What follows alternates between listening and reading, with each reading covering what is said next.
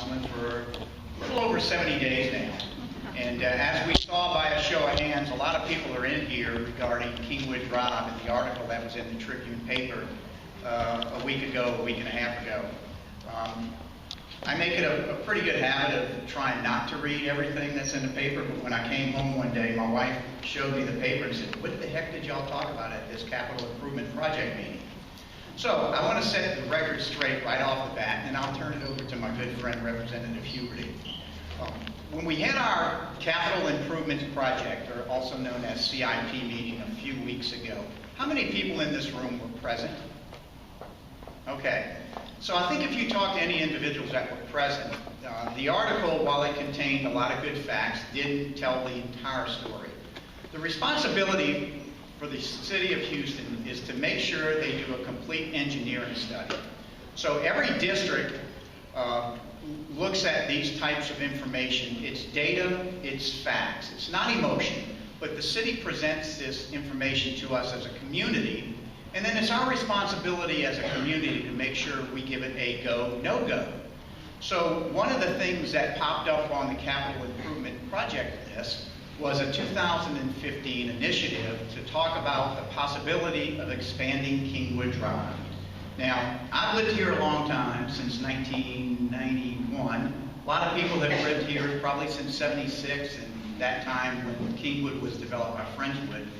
And they know, like I do, the attraction that we moved here from Kingwood was because of the livable forest, was because of the trees, because of the things that we have that we really enjoy having. And we don't want to turn this into the urban jungle that was quoted into the newspaper. So, but it's the city's responsibility to give us the facts, to give us the data. And with me, before I start and I introduce Jeff, I would like to introduce a number of people that helped put us together. First of all, I'd like to introduce my cohort, Councilmember Jack Christie. Jack, if you'd stand up. Jack is an at-large council member that serves us well in the city. Also, my good friend I mentioned a minute ago, State Representative Dan Huberty. Dan. Charlie Dromgould. Charlie is our Lake Houston Area Chamber of Commerce president. Charlie. And a variety of folks from the city of Houston that I'll introduce as we get to the platform. But I wanted to make sure that I get this up front, and then I'll turn it over to Dan. So when you look at the data, we all know that Kingwood Drive is a very crowded road. We also know that we love our medians and we love our trees, and we hated what the drought did to us a few years ago. So Jeff will share with us some information from an engineering perspective that'll give us data, and those data points that we receive will help us as a community drive the decisions. I don't make these decisions. I am here to represent you, the constituents of Kingwood, and also the constituents of Clear Lake and District E. So it's my job to present information to everyone. And then we as a community reach a consensus with that information, and we do with it as we want.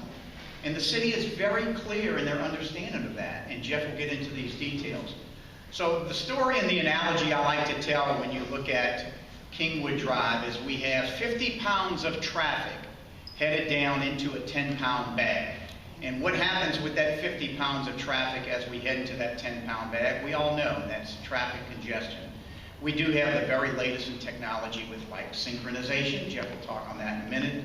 But when we presented with this information as far as capital improvement, there was a line item that addressed $1.6 million designated for an expansion of Kingwood Drive.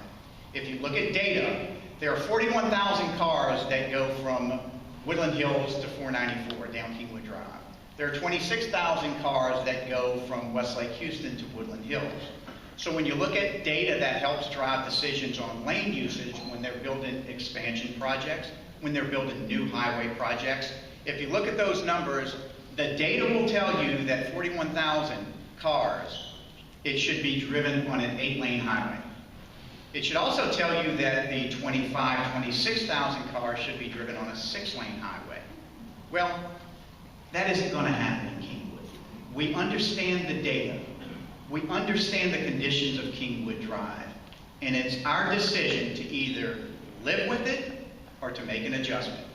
And that's all we try to do, is these gentlemen are going to present facts. They're going to give it to us, and then we're going to take that information and say, what do we want to do with this information? And the consensus, my opinion, is that Kingwood Drive remains 4 lanes, we protect our trees, and we live with Kingwood the way we live with Kingwood.